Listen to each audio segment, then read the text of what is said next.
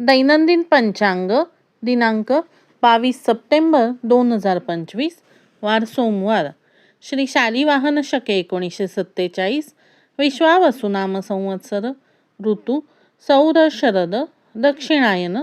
तिथी आश्विन शुक्ल प्रतिपदा. नक्षत्र उत्तरा फाल्गुनी. योग शुक्ल करण किंस्तुग्न. सूर्योदय सकाळी 6:30 सूर्यास्त संध्याकाळी 6:33. सूर्य राशी कन्या, चंद्र राशी कन्या. आज आहे मातामह श्राद्ध.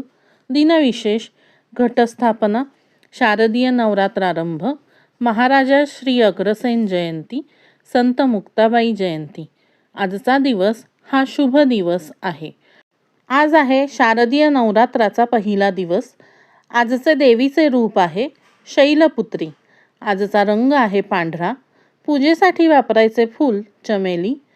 नैवेद्यासाठी वापरायचे पदार्थ शुद्ध तूप आणि साखर. आता ऐकूयात माता शैलपुत्रीविषयी माहिती. एकेकाळी प्रजापती दक्ष राजाने मोठ्या यज्ञाचे आयोजन केले. यामध्ये सर्व देवदेवतांना आमंत्रित केले, परंतु भगवान शंकरांना आमंत्रित केले गेले नाही. देवी सती या प्रजापती दक्ष यांची कन्या तसेच भगवान शंकरांच्या पत्नी होत्या.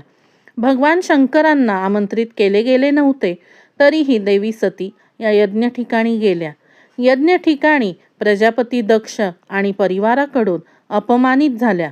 हे अपमानाचे दुःख मनस्ताप सहन न झाल्यामुळे त्यांनी यज्ञकुंडी उडी घेतली आणि स्वतःचा देहत्याग केला. पुढे देवी सती हिमालय पर्वताच्या पोटी पार्वती म्हणून जन्माला आल्या. तिला आपण देवी पार्वती किंवा शैलपुत्री या नावाने ओळखतो.